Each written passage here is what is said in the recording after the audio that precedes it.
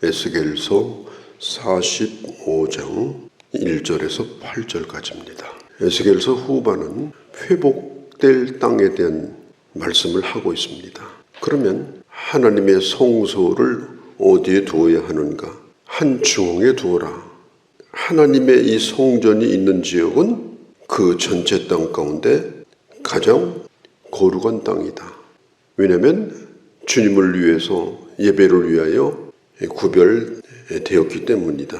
이 본문을 읽어보면 1절서부터 계속해서 거룩한 목적을 위해서 구별된 땅이다. 그런 면에서 그 땅이 거룩한 땅이고, 또 우리들도 왜 거룩한 사람이냐? 하나님이 구별시킨 사람이기 때문에. 왜 성도가 거룩한 물이냐? 구별된 하나님의 사람들이 모여있는 공동체이기 때문이다. 하나님의 성소가 있을 장소, 성소의 일을 돕는 제사장이 거할 곳, 그리고 제사장을 도와서 일하는 레위 사람이 거할 곳, 그 다음에 마지막 8절에 보면 왕이 거할 곳 기록이 되어 있습니다. 1절에 보면 너희는 제비를 뽑아 땅을 나누어 기업으로 삼을 때, 이스라엘 백성들이 땅을 회복할 때 그 땅을 어떻게 받느냐? 제비를 뽑아서 땅을 받아야 된다. 그리고 그 한 구역 한 구역 전부가 더 거룩한 땅이다. 너희가 있을 곳이 더 거룩한 땅이다. 그 가운데 정중앙에 한 곳을 또 구별해야 된다. 거기는 거룩한 하나님의 성소다. 하나님이 계신 곳이다. 또 성전이다. 하나님을 예배하는 곳이다. 그렇게 구별을 해라. 이렇게 말하고 있습니다. 구약시대에는 제비를 뽑는 일을 했습니다. 어떤 걸 결정할 때 제비를 뽑았습니다. 제비를 뽑는다는 의미가 뭘까요? 얼굴을 보고 그 사람이 가지고 있는 어떤 배경을 보고 어떤 것을 더 주든지 덜 주든지 배려하지 않는다는 것입니다. 만일 능력대로 땅을 준다고 하면 아마 굉장히 복잡해질 겁니다. 그들이 가지고 있는 영향력에 따라서 땅의 크기도 달라질 거고 위치도 달라질 것입니다. 아마도 숫자가 작고 힘이 약한 그런 지파는 아마 저 척박한 변두리로 밀려나게 될 것입니다. 이 제비 뽑기는 아주 중요한 영적인 의미가 있습니다. 그것이 뭐냐면 사람이 제비를 뽑을지라도 하나님께서 그 모든 것을 주장하신다고 하는 걸 모두가 믿고 제비를 뽑고 그 다음에 그 결과에 대해서 받아들이는 것입니다. 그게 제비 뽑기의 정신이에요. 오늘날은 모든 것을 다 제비 뽑기로 할 수는 없습니다. 성경에 보면은 가룟 유다가 죽고 나서 한 사람을 충원할 때 그때에 두 사람을 세워놓고 제비를 뽑았어요. 그때에 마띠아라는 사람이 뽑혔습니다. 사실 이 마띠아는 다른 사람에 비해서는 좀 부족하지 않는가 싶어요. 왜냐하면 제비만 뽑혔지 그가 어떻게 살았는지 무슨 일을 했는지 전혀 기록이 없어요. 그리고 이제 그 다음에 안디옥 교회가 처음으로 선교사를 보낼 때 얼마나 중요합니까? 사마리아와 땅끝까지 복음을 전하라는 말씀에 순종하여 이제 보냅니다. 이게 얼마나 중요한 거예요. 그런데 그때는 제비를 안 뽑았어요. 어떻게 했느냐? 사도행전에 보면 온 교회가 금식하며 합심하여 기도하고 뽑았습니다. 만장일치로 바울과 바나바가 뽑혀서 첫 선교사로 가게 되어집니다. 그런 면에서 오늘날 교회에서 어떤 일을 결정할 때 기도로 많이 준비하고 그리고 그 일에 대해서 서로 깊이 이해하고 그 공동체가 어떤 일을 결정을 하게 되면 그건 제비뽑기나 사실 똑같은 겁니다. 그걸 공동체가 받아들이고 내가 원하던 땅이든지 원치 않는 땅이든지 내가 원하던 사람이든지 아니든지 상관없이 그걸 받아들이는 겁니다. 참 안타까운 것은 꼭 교회에서 무슨 사람을 뽑는 일을 하면 떨어진 사람이 시험에 들어가지고 교회를 안 나와요. 하나님의 교회가 뭔지를 모르는 사람들이에요. 우리 인생도 내가 원하는 대로 됩니까? 원하는 대로 안 된다고 물려달라고 말합니까? 내 자식도 물려달라고 말합니까? 그런데 교회에서 봉사하라고 어떤 직분을 주든지 안 주든지 그 결과를 받아들이질 못해가지고 그것은 하나님의 주권이 내 인생 가운데 있고 특별히 하나님의 교회에서 하는 일이 성령의 사람들이 모여서 함께 기도하고 그것이 만족한 결과이든지 아니든지 이것은 하나님이 제비 뽑아서 결정한 일이다. 이걸 인정하는 것이 거룩한 공동체인 교회가 아니겠습니까? 우리는 이걸 믿고 사는 사람 아니겠어요? 2001년도인가요? 우리 보수교단에서 제일 큰 교단인 그 교단이 총회에서 총회장 뽑는 일을 제비뽑기로 결정했어요. 제비뽑기를 왜 했느냐? 이유가 있어요. 이게 총회 때가 되면 금권 선거가 있는 거예요. 누가 뽑히느냐 안 뽑히느냐 뭐 참 입에 담기도 부끄러운 그런 일들이 계속 반복되었습니다. 그러니까 너무너무 은혜스럽지 않은 거예요. 그래가지고 우리 성경대로 하자. 그래가지고 제비뽑기를 하기로 결정하고. 근데 이제 문제가 생겼어요. 몇 번 해보니까 아닌 사람이 뽑히는 거예요. 총회장감이 아닌데 총회장이 뽑혀요. 또 능력이 안 되니까 교단이 또 힘들고. 그래가지고 몇 번 하다가 이게 참 아이러니컬한 것은 성경에 나와 있으니까 한다 그랬다가 해보니까 아니다 그러면 안 한다. 뭐 이런 이 번복되는 이런 것은요, 참 우리가 가지고 있는 인간의 한계이기도 합니다. 그래서 우리가 성경을 들먹거리면서 뭘 하고 안 하고 이렇게 하는 건 조심해야 돼요. 그 상황 속에서 정말 어떤 방법으로든지 어떤 일을 결정할 때는 우리가 함께 기도하고 그 결과는 하나님의 뜻이라고 좀 부족하고 마음에 안 들어도 받아들이고 교회에서 작은 소그룹 모임에서 결정한 것도 부서에서 결정한 것도 마찬가지예요. 그렇게 하고 그 일에 전심전력하여 서로 협력할 때 그게 좋은 교회가 되어지고 그게 좋은 공동체가 되는 것입니다. 중요한 것은 그 방식 자체가 문제가 아니고 그 공동체의 영적인 건강성, 그 영적인 분별력 이런 것들이 그걸 자질을 키우는 것이 중요한 것이지 이 방법에 매달려가지고 이렇게 하는 것은 그렇게 바람직스러운 것이 아니다. 어떻든지 간에 그 당시에는 제비를 뽑았어요. 그 공동체가 그걸 다 받아들이고 그리고 아주 중요한 것은 뭐냐. 그렇게 하고 가장 중요한 정중앙에 그 땅을 예물로 드렸습니다.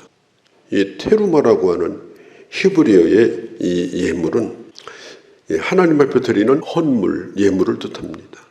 아무도 성전을 위해서 땅을 내놓지 않겠다. 이건 우리 땅이다. 그렇게 하고 전부 틀어지고 있다고 하면 어디다 성전을 짓겠습니까? 그런데 그 땅 가운데 전부 다 뒤로 물러서서 그 중앙에 하나님의 성전을 거기에 짓습니다. 이것은 땅의 문제가 아니에요. 오늘날에는 이것은 우리 삶의 원칙의 문제입니다. 영적인 삶의 법칙의 문제입니다. 모든 것은 하나님의 것이다. 그래서 제가 주일날 헌금 기도할 때도 주님, 모든 것이 주의 것이로되 오늘 주께 주의 것으로 구별하여 드렸나이다. 다 드려야 되지만 일부를 드리는 거예요. 그런데 그것은 결코 일부가 아니에요. 그 작은 예물이지만 거기에 진심을 다하는 거예요. 내가 할 수 있는 최선을 다하는 거예요. 있는 자는 조금 더 드리고 없는 자는 덜 드리는 것뿐이지 이것은 분량의 문제가 아닙니다. 우리가 하나님 앞에 11조를 드리는 것도 10분의 1은 주님의 것이다. 아니에요. 전부가 주님의 것이지만 10분의 9가 주님의 것이라고 하는 신앙 고백이 10분의 1입니다. 11조는 결코 구약의 율법이 아닙니다. 영적으로 대단히 중요한 그런 신앙 고백이 바로 그래서 11조인 거예요. 다른 예물도 마찬가지입니다. 오늘 여기 중앙에 있는 땅을 가장 좋은 땅이죠. 또 모든 사람들이 찾아 나오기에 또 편리한 그런 땅이기도 하고 그리고 중앙에 있으면 모든 사람이 하나님의 성전을 바라보며 또 은혜 받고 성전을 저 구석편들이 어디다가 세워두고 그냥 산이 가리고 언덕이 가려가지고 안 가본 사람 어디 있는지도 모르고 갈 때마다 길 찾아야 되고 그러면 얼마나 불편하겠습니까? 그런데 중앙에 전부 그 땅을 구별하여 드렸고 거기에다가 하나님의 성전을 지은 것입니다. 이런 면에서 오늘 이 45장의 이 부분은 참 아름다운 장면이 아닐 수가 없어요. 그 다음에 중간중간에 이렇게 정원을 두었어요. 그러니까 건물을 지을 때 빽빽하게 짓지 아니하고 중간중간에 정원을 두어가지고 왜 그렇게 했을까? 이게 성경에는 나와 있지 않습니다만은 건물과 건물 사이가 닿지 않도록 그렇게 틈을 둔 것은 하나님 앞에 나가는 것은 가면서 생각도 하고 이 건물에서 문 열면 저쪽 방으로, 저쪽에서 문 열면 이 방으로, 나중에는 미로처럼 어디가 어디 붙어 있는지도 몰라요. 가다 보면 창고에 와 있고. 그런데 성전은 그렇게 짓지 않았어요. 건물을 지어놓고 그 다음에 또 중간에 틈을 두고 그리고 또 그곳으로 찾아가고 이렇게 마음의 여유를 가지고 생각하며 묵상하며 그것을 찾아가서 예배할 수 있도록 그렇게 만들어 놨습니다. 저는 그것은 참 좋은 것이라고 생각을 해요. 저는 만일 제가 교회를 다시 짓는다면 더 교회답게 지면 좋겠다. 안 믿는 사람이 딱 보아도 아, 저건 교회구나. 참 분위기가 교회 맞구나. 우리 교회를 지을 때 벽돌 붉은색으로 지은 것도 구식으로 지은 것이 아닙니다. 여기는 교회다. 건물이 아니고 교회다. 아무리 오래되어도 변하지 않는 교회다. 그래서 변하지 않는 벽돌로 지었는데 저는 잘했다고 생각해요. 다시 짓는다고 하면 이보다 더 교회스럽게 교회 밖도 그렇고 교회 내부도 그렇고 그렇게 짓겠다는 생각을 해보게 됩니다. 위치라든가 이런 걸 가만히 묵상해 보면 참 여유가 있고 한참 걸어서 또 생각하고 묵상하고 또 예물을 들고 그리고 기도하면서 또 그곳에 찾아가고 이제 그런 공간을 만들었다. 이것을 볼 수가 있습니다. 그 다음에 이제 제사장 4절에 보면 구역이 나옵니다. 이 성소에서 가장 가까운 곳에 자리를 두었습니다. 왜냐하면 언제든지 하나님의 성전에 찾아나오기 좋도록 그들에게 거주할 땅이라기보다는 거주할 집을 허락을 해준 겁니다. 44장 28절에 보면 제사장의 기업은 땅이 아니고 하나님이라고 그랬습니다. 하나님으로 말미암아 살도록 눈 뜨면 하나님의 성소를 바라보고 눈 뜨면 하나님의 성소에 가서 일하고 그러면서 그 일에 전무할 수 있도록 가장 가까운 곳에 저는 우리의 삶도 마찬가지라고 생각해요. 우리는 예배자이기 때문에 우리는 하나님 앞에 이 제사장과 같은 그런 삶을 살아야 됩니다. 내 눈 뜨면 보이는 곳이 뭐여야 되느냐? 학군이고 땅값이고 아닙니다. 하나님을 더 잘 예배할 수 있는 곳, 하나님을 더 한 번이라도 자주 찾아 나올 수 있는 곳, 사용리라고 하는 전도지가 있는데요. 제가 젊었을 때 이 전도지를 수천 번을 사용을 했습니다. 남미에 갔을 때도 이 전도지를 가지고 전도했는데 정말 놀라운 열매가 있었습니다. 사용리 첫 장을 열어보면 뭐가 나오는가? 뭐 의자가 하나 나와요. 그리고 의자에 누가 앉아 있느냐? 나라고 쓰여 있어요. 나. 그게 예수 안 믿는 사람의 마음이에요. 우리 인생은 내가 주인입니다. 모든 것, 결혼하는 거, 직장 잡는 거, 자식 교육시키는 거, 뭐 내 취임생활하는 거, 인간관계, 뭐 경제생활 전부 내가 중심이에요. 의자에 내가 앉아 있어요. 다리 꼬고 앉아서 내가 결정을 해요. 예수 믿는다는 건 뭡니까? 내가 내려앉고 그 자리에 주님을 모시는 것이 예수 믿는 거예요. 그리고 내가 내 주인 되신 주님 앞에 물어봐서 결정하는 거예요. 예수 믿는 건 뭐냐? 인생의 의자에 주님을 모시는 거다. 그분은 충분히 우리의 왕이 되시는 분이다. 그게 바로 예수 믿는 거다. 우리 인생에 누가 거기 앉아 있느냐? 그게 내 인생의 모든 결정을 바꾸는 거예요.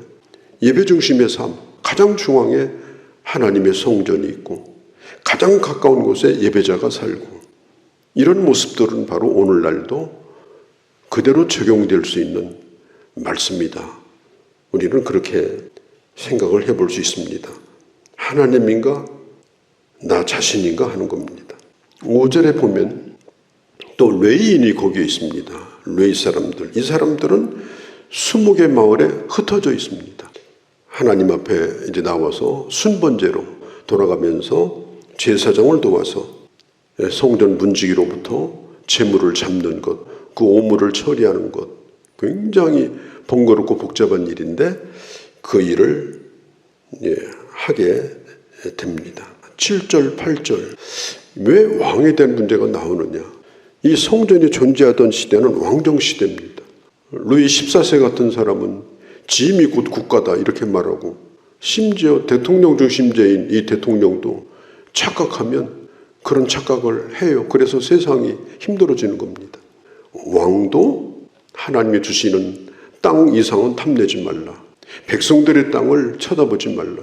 하나님이 주신 권력이 있다면 그것은 백성들을 섬기라고 하는 것이고 직책으로 주신 것이지 남의 것을 함부로 할 수 있는 그런 자리는 아니다. 이걸 분명하게 성경이 보여주는 것입니다. 자기가 가지고 싶은 것을 다 가지는 것이 왕의 자리가 아닙니다. 8절에 나의 왕들이 다시는 내 백성을 압제하지 아니하리라. 아합이라는 왕이 그 왕궁 앞에 포도원이 있었는데 보니까 농사를 워낙 잘 진 거예요. 밤낮 없이 농사지니까 똑같은 땅인데도 그 포도가 참 탐스럽게 잘 된 거예요.